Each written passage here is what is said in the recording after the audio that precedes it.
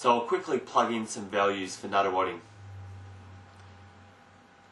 For the price range, I'll leave the minimum price as 0, and for the maximum price I put 350,000.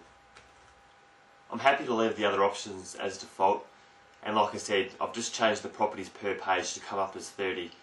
I've just got the results from the next page and it tells me there's 16 properties for sale under $350,000 in Nunawading. As a quick comparison, I also just did a quick search on any properties in Nunawading and found 27. So it shows I've already eliminated 11 which are out of my price range. So rather than wasting time searching through them, I can focus on the 16 that potentially I could buy in this suburb. I also decided to search on price. As it was under 30, I can fit them all on one page and see exactly what is the cheapest and what I get for that sort of money compared to the higher end of the scale. As I look through the list, I see a pretty good mix of how they've advertised price, types of dwellings, and what I get for my money. The cheapest end of the scale is a property advertised for $260,000 plus, which is actually a 3-bedroom dwelling plus a shop, so it's a little bit different to the norm, and something we're probably not interested in. Scrolling down the page, we notice that the cheaper properties are units.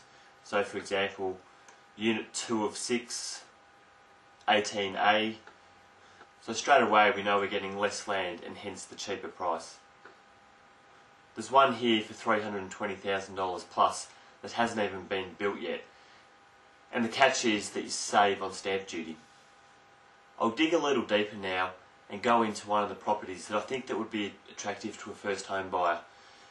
I found one here for $290,000 plus, which for a house is cheaper than anything else on this page. I noticed straight away there's a state trustee auction. From this page now, I'm able to look at some further photos of the house, inside and out, and hopefully some plans. My thoughts from just having a quick look at the photos is that the house looks in pretty good nick. Most houses for $290,000 plus in this area are pretty run down, so this $290,000 price tag might be underquoted by a fair bit. The road that this house is located on is fairly busy with the school and links between two fairly main roads, but it does have a lot of speed humps to put people off coming down the street. If I now read what the agent has written about the house, I can gain further insight into what has been done to this property. Straight away in the opening paragraph, it says that it's sure to appeal to first home buyers, investors and those scaling up from a villa. As a first home buyer, I was attracted to this page, so it's reassuring that they're telling me it's a good house for first home buyers.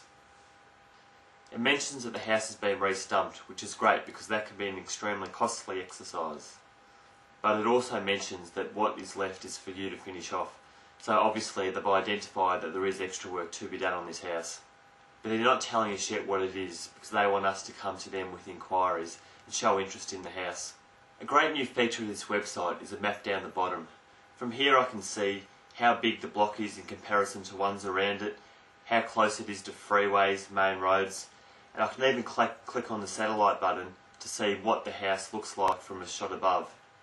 It's a great way to get to know the area, so I can zoom around, see if there's any parks, schools, and have a really good overview. If you scroll further down the page, you'll also notice a number of nearby facilities. So in this example, there's 2 train stations, a hospital, 5 post office, etc, etc. You'll notice on this website here the different types of advertising. I've explained these in the First Home Buyers Kit manual, and hopefully seeing real life examples will give you an idea of what things actually sell for. What I recommend you do from here is to print off this page. So for example, I've got 16 here, and to follow through the process to when they sold. Every weekend in the paper there will be the sales results, or I can simply ring up an agent and ask them what the property sold for. I notice here a property that says under contract, under offer, which means the house has been sold, but there may be a subject to clause which is yet to be satisfied.